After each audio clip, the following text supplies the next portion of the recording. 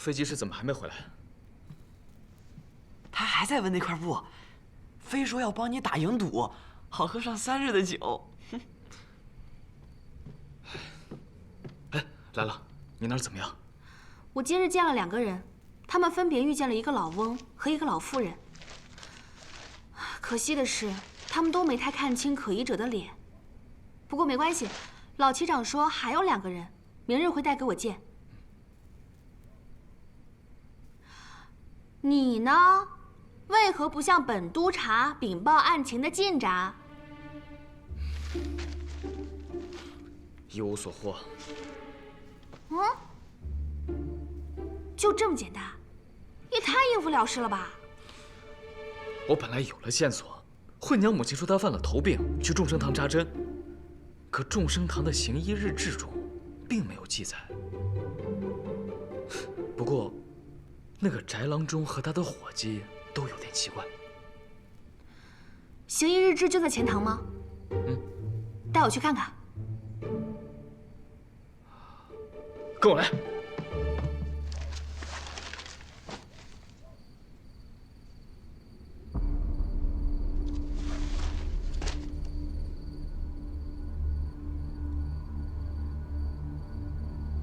冬至前一日的日志是后来写的，至少比冬至当日写的晚。裴小姐确定？我3岁就会看墨色，这瞒不了我。我说，那个惠娘来过，行医日志后来被主人给改了，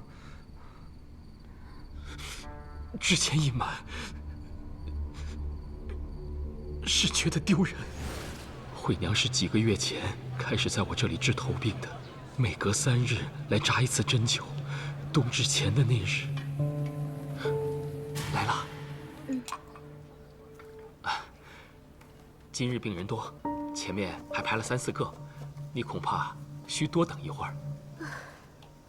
我头疼的厉害，这再等啊，命都等给你了。看什么？该打，还不赶紧到里面照料着！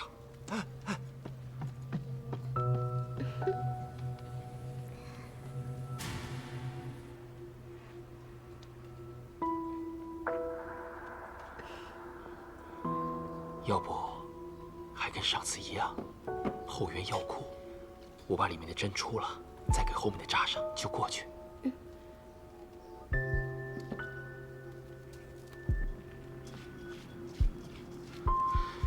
月亮门没锁，这是药库的钥匙。以前你多次带她到后园药库，是我被她的美色所迷惑，我有错。那日呢？那日我确实……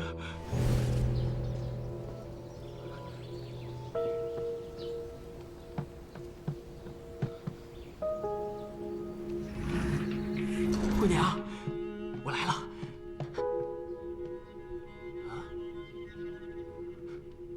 惠娘，惠娘，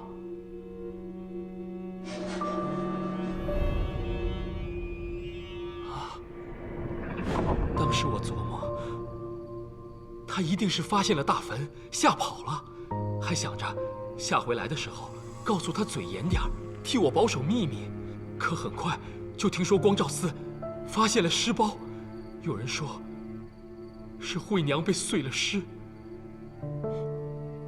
我怕遭嫌疑，又怕被别人知道我和他丢人，所以就把行医日志给改了。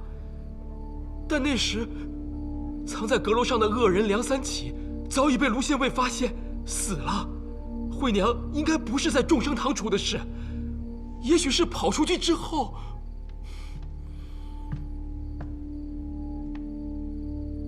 那日翟郎中去后园去了多久？不一会儿便回来了。我正要给病人出针，师傅回来后，便亲自出的。那晚上呢？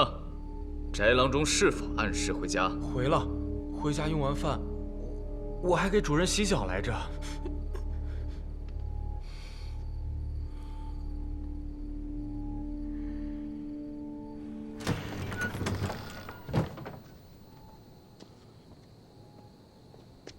哎，老费，你闻出来了没有啊？去！老费，好你个罗凌风，竟敢戏耍于我！那布上有8种药的味道，且都是猛药，谁敢把那8种药材混在一起泡酒喝？说，那到底是什么布？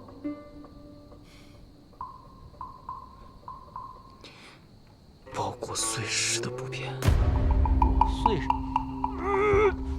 哎，老费，也不是什么好东西。 8种药材不能混在一起泡酒，但各自的功效多是行气、祛风、活血的，治头病倒是管用，但是也没人把它们混在一起同时用啊，除非是那孟老怪，他敢。你说的是孟东老？对啊，是又怎么样？你不是说他早就死了吗？陆凌风啊，陆凌风，你为什么要选这个地方住呢？阴气太重。我看你是在鬼市待久了，看哪儿阴气都重。我那不一样，我在鬼市待着舒服。这个地方，我一进院儿，我就心惊肉跳。哎，走，跟我找地方喝酒去。我宁可喝醉了躺在大街上。走啊！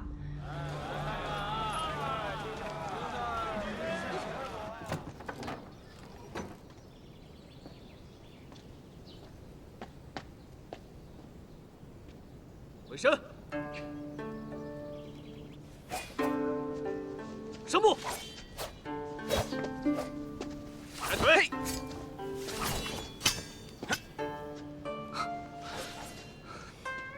喜君小姐，季氏公昨夜没回来，死活不肯回来，我只好把她安排到县县，先住一晚。那他有没有说与孟东老的关系？没有，也是死活不肯说。真没想到，季氏公在南州的局县竟然还有老相识，只可惜人已经故去了。不然，我们可以打听打听他年轻的时候是什么样子。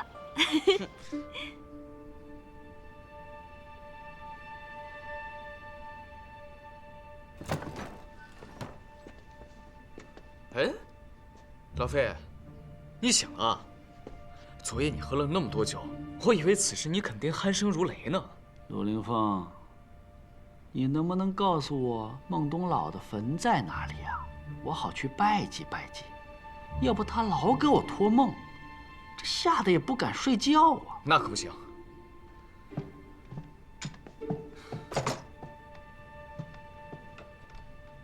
你还没有告诉我，你和他是什么关系呢？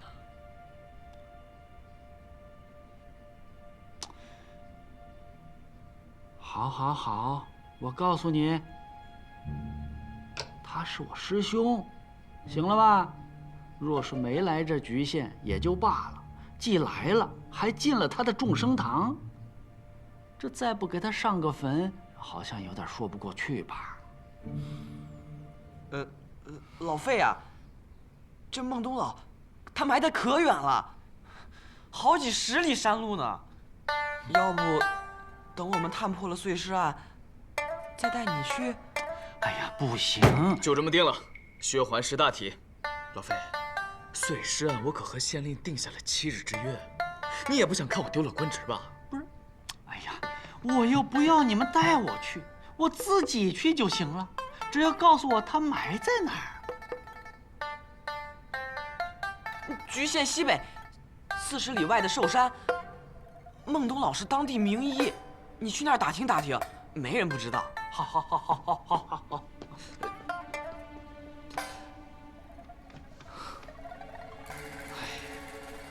好你个薛环，编瞎话张嘴就来啊！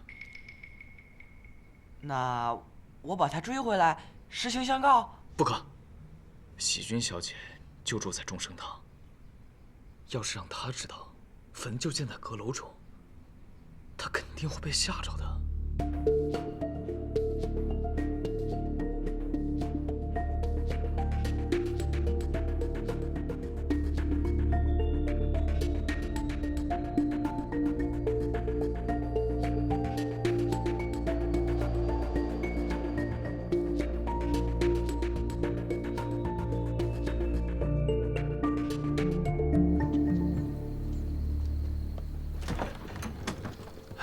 卢县尉，你们回来的正好，我正要找你们呢。怎么了？裴小姐乃奇人也，她画出来了。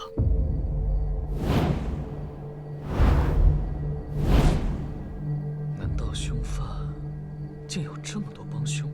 开始我也觉得是这样，可是我把这4张画放在一起，发现有很多共同之处。比如寿有楼锅。你怎么知道？师傅又找到几个曾见过可疑人的，他怀疑是同一个人，扮成了不同的样子，将4个尸包分别放在了4个寺院里面。我跟卢县尉想的一样，故将4人描绘的合在一起，选共同点，又画了一张。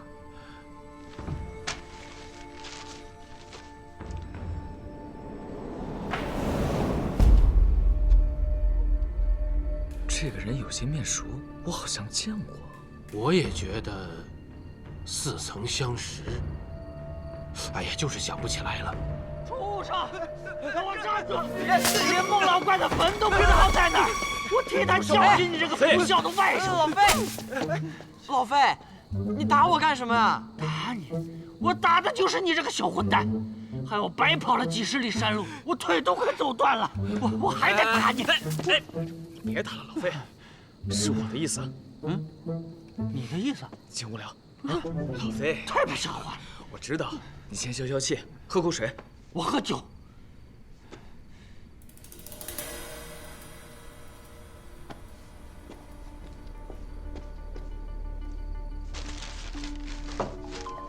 哎，怎么了，老费？细君，这是你画的？是啊。你怎么知道我思念师兄心切，你就帮我把他的样子画出来了？你说什么？你说这画上之人是孟东老？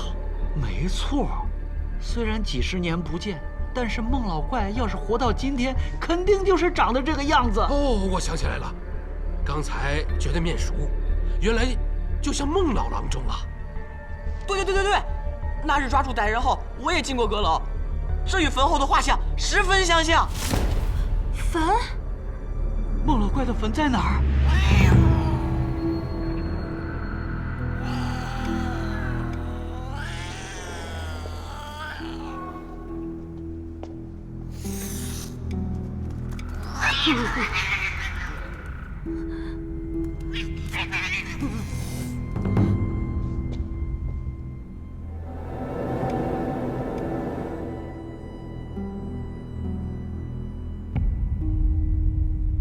师兄，原来你竟葬在这里，难怪会给我托梦呢。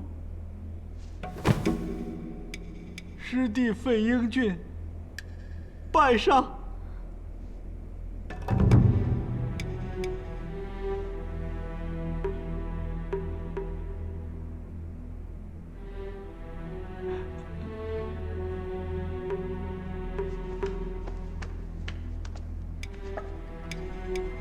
师傅，好你个孟东老，你个孟老怪，你个孟老怪，你个孟老怪！老魏，他就是个混账，他竟然让师傅给他守灵。这是药王孙思邈的雕像。正是恩师。你是孙思邈的弟子？那还有假？师傅生前收了13个徒弟，我别号费13，可不是什么家族排行13，是我们师兄弟之间的排行。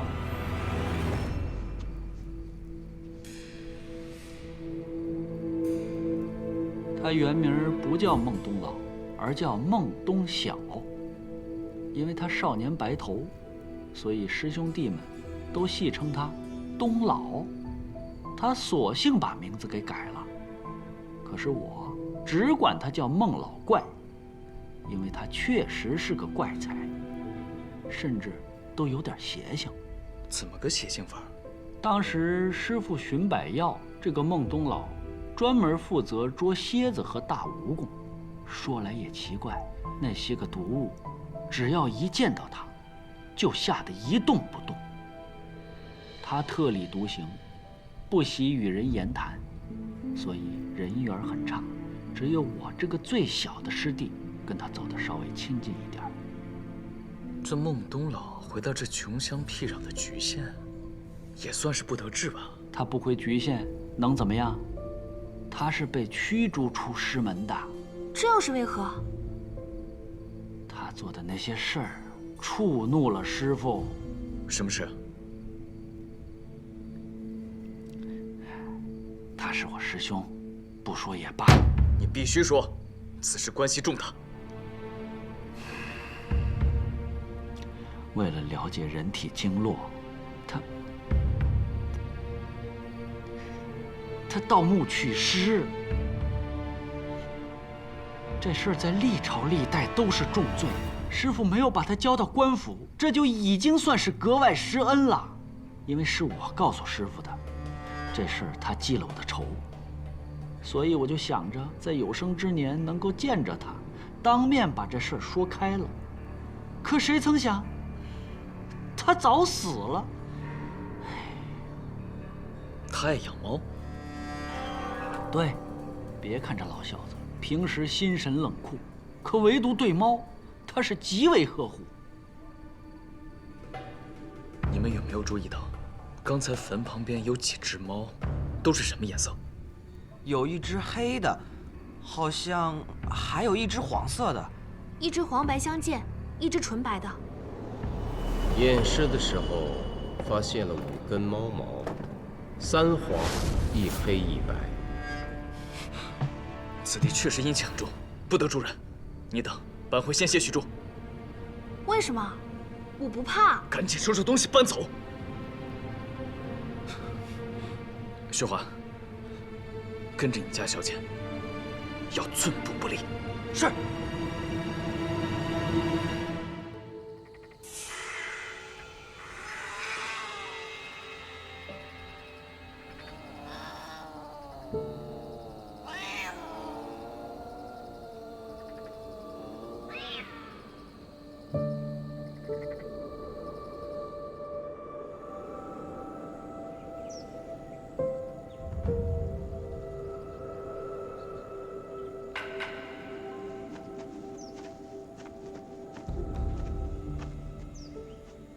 师傅，小姐给您送饭来了。你不让我们住在这儿，却自己守了一夜，又是何故？这一夜，我想明白了一个问题：梁三起自杀是为了替人隐瞒秘密，而这个人应该就是孟东老。我决定开棺。什么？楼里建坟？怎么可能？卢县尉弄错了吧？此坟确实让人难以置信，可事实就是如此。开棺并非小事，故特请县令允许，并且我还怀疑孟东老没死，这极有可能就是碎尸案的真凶。极有可能？就并非是板上钉钉嘛。像这种有违律制良俗的事，可要谨慎啊。况且，众生堂所在的那条街在局县属最繁华的。现在如果让人知道宅子里有座坟，那整条街还不转眼就荒凉了吗？此事传扬出去，本县令官运何在？是啊，卢凌风，卢贤弟，我求求你了，这件事如果闹大了，我恐怕是真的要丢官了。若孟东老之坟无愧，我卢凌风愿意承担一切责任。若县令执意阻止开棺，我就只能与你去南州刺史面前理论。不是你，哎呀，只是不要吓到百姓，最好也不要把消息传出去。卢贤弟还要想个万全之策呀。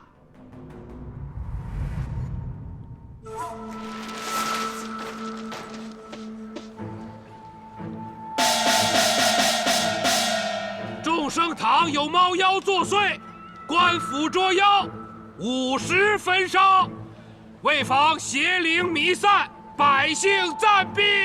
猫妖不猫妖的咱不知道，但这众生堂确实猫多。是啊，每日都能看到一群猫在那墙头上相互追逐。这新来的卢县尉可真厉害，连猫妖都敢捉，可不像先前那些官，他那宅子进都不敢进。是吗？不可啊，不可呀！陆县尉，看在我舅舅给那么多人治过病的份上，就保全了这个坟吧。让开！县令已准开坟，若再阻拦，横刀无情。卢县尉，韦县令，卢县尉，不可呀，不可呀，不可呀！开！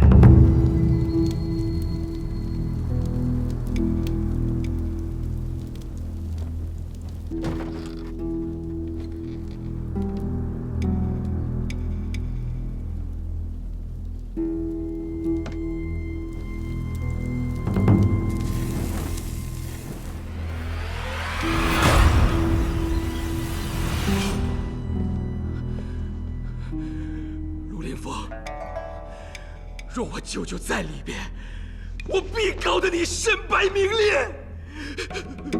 要不你再想想，孟老怪确实怪，但也许他真的死了呢。飞鹰郡，叫谁呢？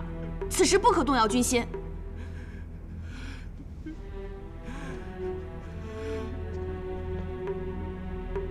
卢凌风，相信自己。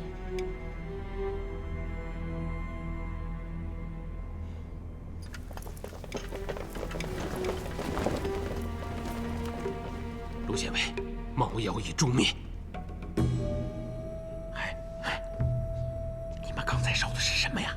啊，回县令，是拿稻草制作的巨型猫状物，烧起来烟火不小呢。哦，好，开棺！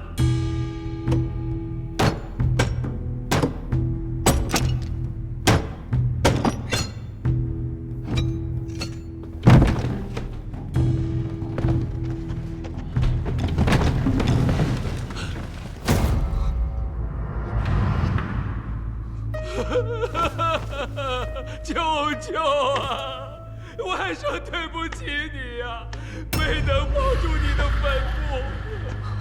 卢凌风，你不得好死！卢县尉，你不是说里面没人吗？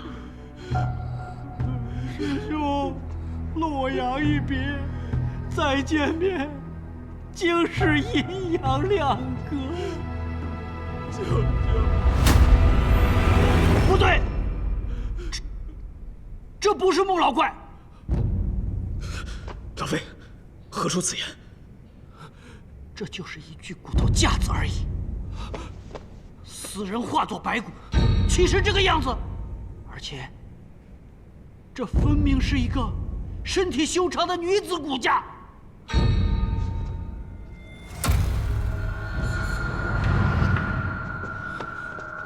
你小子也跟着孟老怪学医多年，你不会看不出来吧？的确是女子。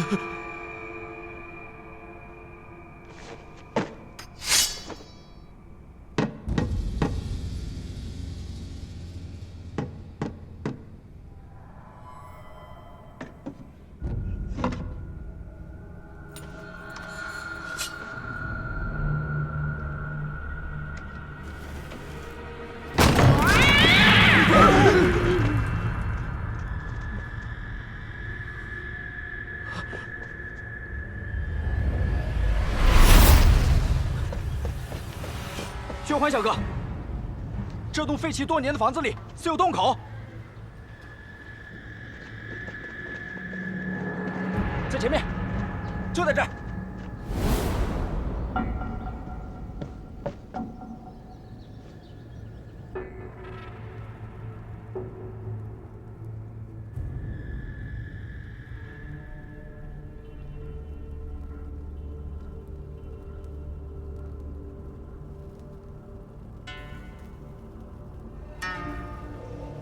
惠娘啊，我也定不会辜负你的。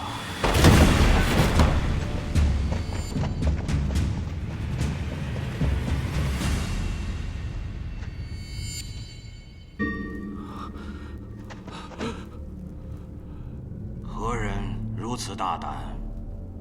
莒县县尉卢凌风。哼，还是来了，知道回来。没想到来得这么早，这么快。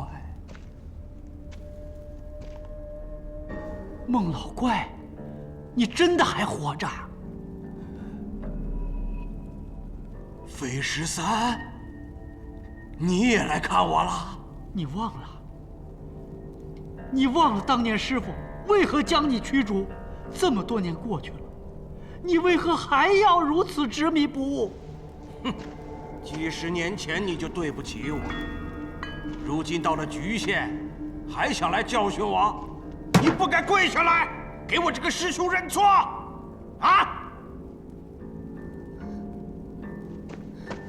什么师兄？你这凶犯没有资格教训别人。济世公，别理他。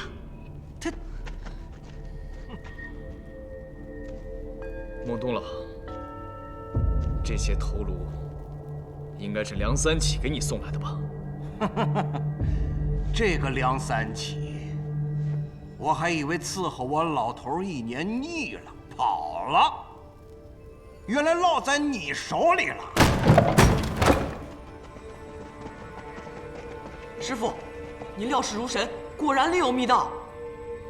这个暗道是梁三起给你送吃送喝，还有送头颅的吧？你猜对了，医者父母也。我对梁三起有再造之恩，他对我忠心耿耿。你不配称医，医者应悬壶济世，有仁爱之心，而你枉杀无辜，如此狠毒，你会下18层地狱的。小丫头片子，你不觉得我这个暗示就是地狱吗？为了救1000万人，我一人已先下地狱。疯了，疯了！师傅竟然教了你这么个白眼狼，你就是个疯子！孟东老，40年前，只有17岁的管子驹，也是惨死于你手。是，那姑娘如花似玉。你为何碎尸？我要留下完整的骨架，探研医术，注写古经，以救众人。40年了，我每日都给他烧香。如今啊，我把它装在了我的棺材里，就是替众生感激他。半年前，为了专心攻破头病，我服下了自制的药，可暂避气息，7日后复生。我这个外甥还算孝顺，真把我埋在了这阁楼当中。那面前的这副尸骨，应该就是惠娘的吧？是，梁三奇是唯一知道真相的人，可他是个色鬼，只知道找那些美貌的女子。我要的是有头病的。他找的，我一个都不满意。幸好，他来了。那日我饿极了，从通道上去，潜回众生堂，想在药库里猫到天黑，再出去找吃的。没想到，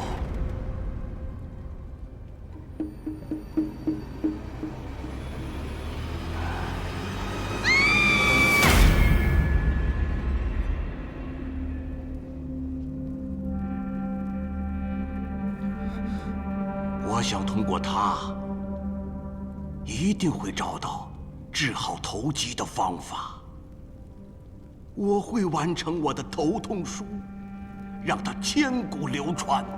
丢弃尸包与寺院，是为了寻求心理安慰。你们这两个当官的，我给你们个造福百姓的机会。不都是秋后问斩吗？你们就把这儿改成个牢狱，每天随便给我点吃的。明年秋天，我定可完成头痛书。到那时候，你们就给我孟东老建一座庙，牌匾写上“在世华佗”。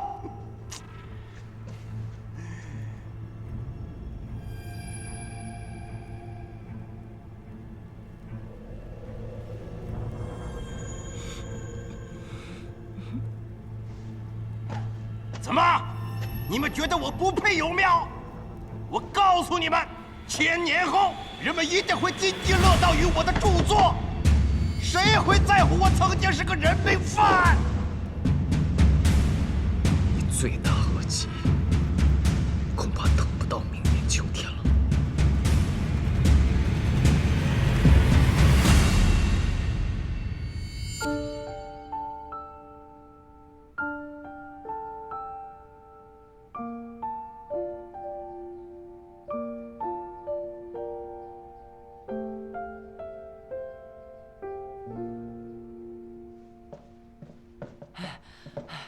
师傅，孟东老已被正法，极县百姓人人拍手称快。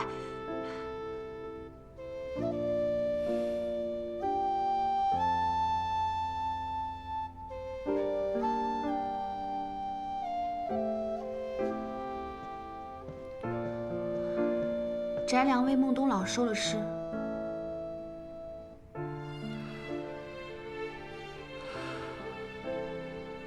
是我在上宝州里的公文中，力陈孟东老罪大恶极，当从速处决。我这样做，到底对不对？你怀疑自己做错了？我在想，若是苏明，他最终会如何选择？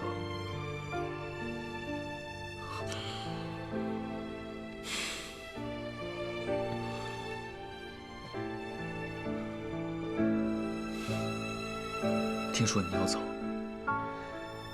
也该走了，都待了1个多月了。义兄一个人在南州，姬氏公跟薛环都不能回去，只有我回去了。老费如何不能？局县既无好酒，也没有像老少相携那样的佳肴。这1个月，姬氏公在忙什么？你不知道？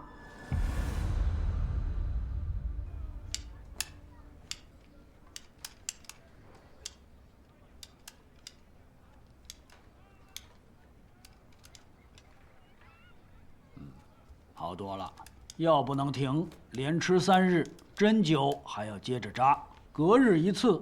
你先到隔壁针室等着，我一会儿亲自给你扎针。多谢神医了，多谢神医。飞神医，飞神医，飞神医。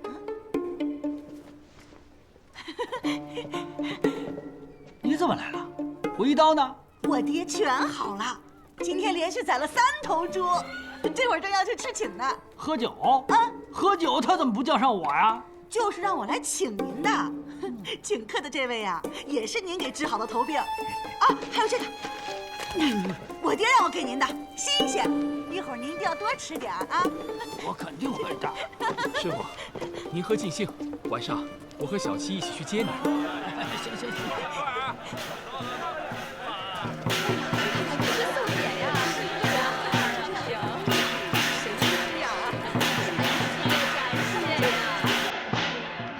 多谢费医师。不敢当，不敢当。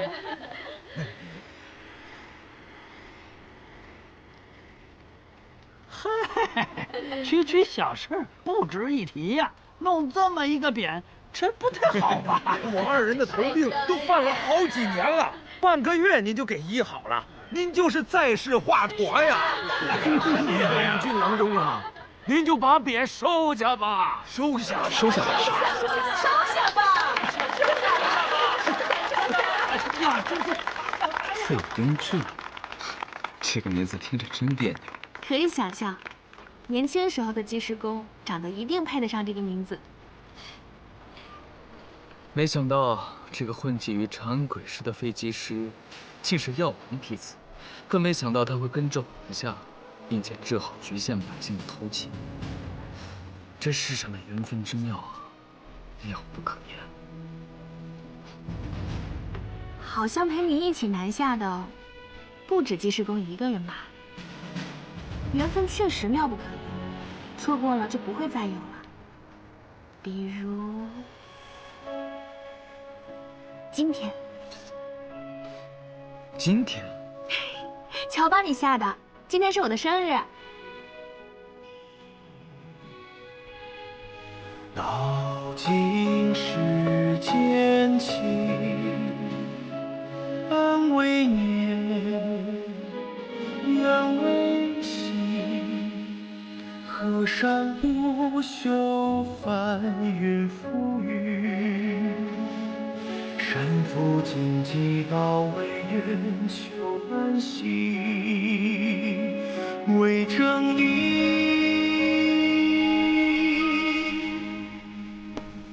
为这长夜就要出局限了，你只能送我到这儿来。前面都是官道了，近来凶顽扫除，乾坤又一郎了，小姐定会平安无恙。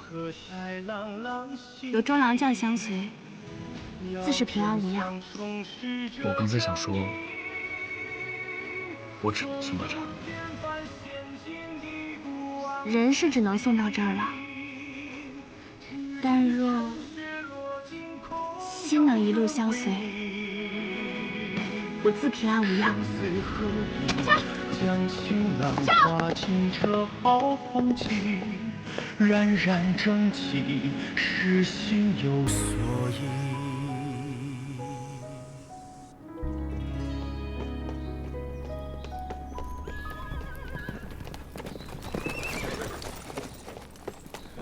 吁，卢县尉回来了。县令刚才找您来着，好像挺急。哦。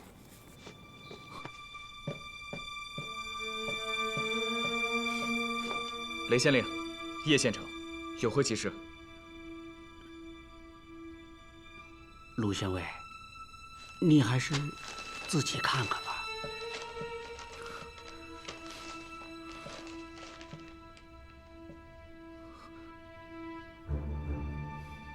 为何罢黜我官职？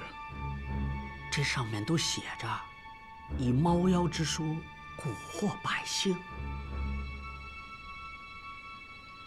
是何人搞的刁状？熊刺史在信里也没有写得太清楚，但好像并不是有人告状，而是朝廷的意思。长安。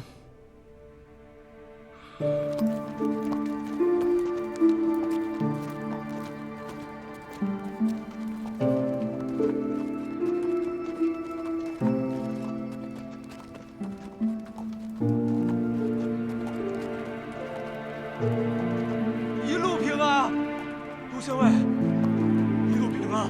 一路平安呐。卢县尉，一路平安。一路平安，卢县尉，一路平安。平安，保重，卢县尉，一路平安，一路平安。卢县尉，一路平安。贤弟，在局县这2个月，雷某受益匪浅，由衷敬佩。今后雷某为官1日，必为民做事。卢兄，你正直无私，智勇双全。今日虽被罢官，但终有柳暗花明之时。卢县尉，就此别过。就此别过。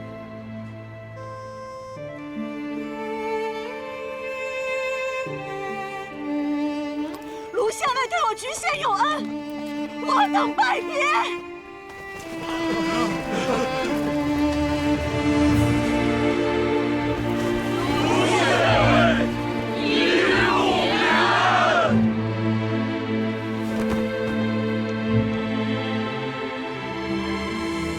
局县父老，山高水远，就此别过。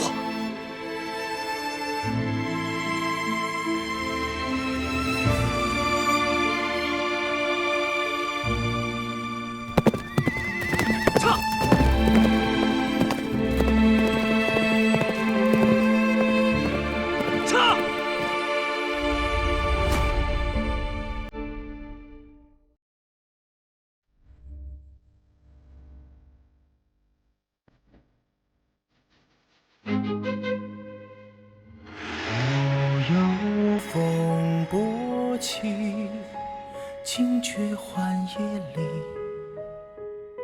拂迷去。盛世繁华里，着新年生安逸。万计不休，跋涉夜行。心有火光燃东河，举风鸣，是正义。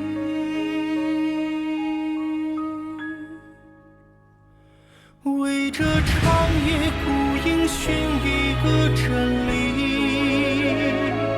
凌云壮志为伴撑起了天地。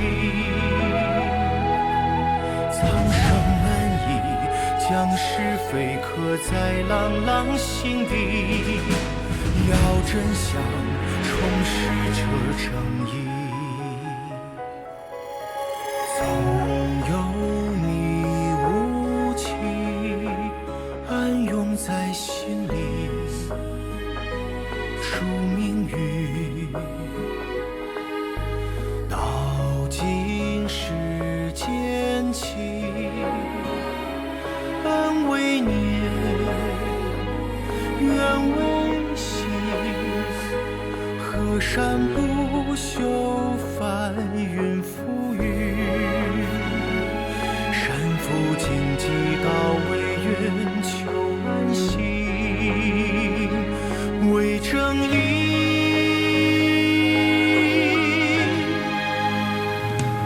为这长夜孤影寻一个真理，凌云壮志为伴撑起了天地。苍生难移，将是非刻在朗朗心底，要真相重拾这正义。总有千帆险境，一不枉此行。只惧尘血落尽，空有缘为命。生死何以将情浪化尽这好风景？冉冉正气，是